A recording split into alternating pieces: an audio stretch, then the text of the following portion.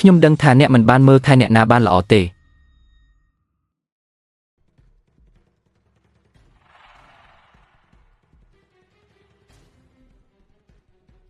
ស្ងាត់អ្នកទិញទីរោគមកដល់ហើយ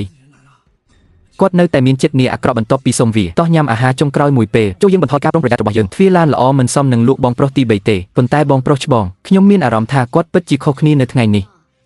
នោះក៏ព្រោះតែគេគិតថាអ្នកនៅក្មេងហើយងាយនឹងបបបញ្ឆោតអ្នកលក់បាននិយាយថាគាត់គួរតែបញ្ជូនកូនមកព្រឹកស្អែកដូច្នេះយប់នេះខណៈពេលដែលគាត់កំពុងដេកលក់ចូលយើងរត់ចេញជាមួយបងប្អូនរបស់យើងមិនលក់កុមារទេដូច្នេះចូលចេញពីទីនេះឥឡូវនេះខ្ញុំនឹងមិនលក់វាក្នុងតម្លៃណាក៏ដោយប្រសិនបើអ្នកស្រវឹងមែនហើយខ្ញុំនឹងវាអ្នករាល់ពេលដែលខ្ញុំឃើញអ្នកមិនអីទេខ្ញុំមិនលក់ទេរងចាំរហូតដល់អតីតសង្សាររបស់អ្នកមករកលុយកុំស្ដាយក្រោយអី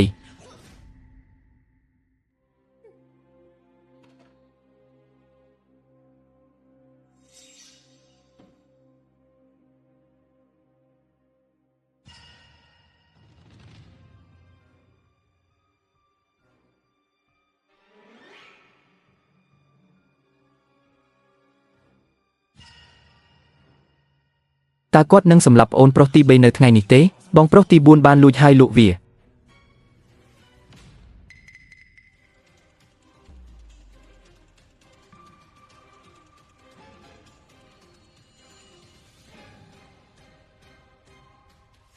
បើពួកគេហ៊ានយកបងប្អូនទី3និងទី4ទៅឆ្ងាយឥឡូវនេះទោះបីជាគាត់តស៊ូយ៉ាងណាក៏ដោយ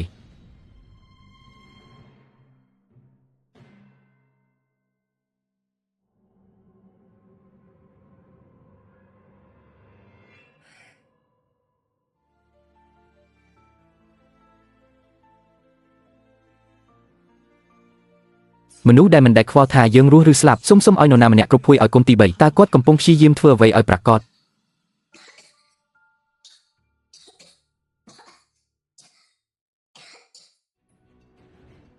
ខូច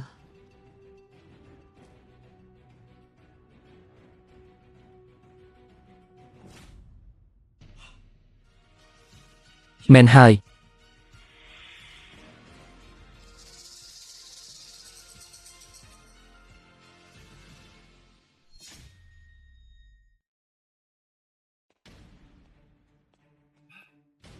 តើខ្ញុំកំពុងទៅណាទៅរកយាយសូមឲ្យគាត់ទៅរកប្រធានក្រុមហើយជួយខ្ញុំប៉ះវាពិតជាអស្ចារ្យណាស់ប្រសិនបើអាចឲ្យអ្នកភូមិជួយរារាំងយីលិនប្រៃតូចចង់លក់ប្អូនស្រីតូចរបស់យើងយាយលីនឈប់ឲ្យលឿនចាំបន្តិចសិនប្អូនស្រីតូចបេ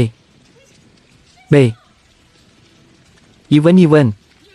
ឈប់ពេលឥឡូវនេះហើយអនុញ្ញាតឲ្យយើងទៅយាយលីនឈប់ឲ្យលឿនរត់ពាក្យបញ្ជាទីដៃរបស់យើងអនុញ្ញាតឲ្យយើងទៅអនុញ្ញាតឲ្យយើង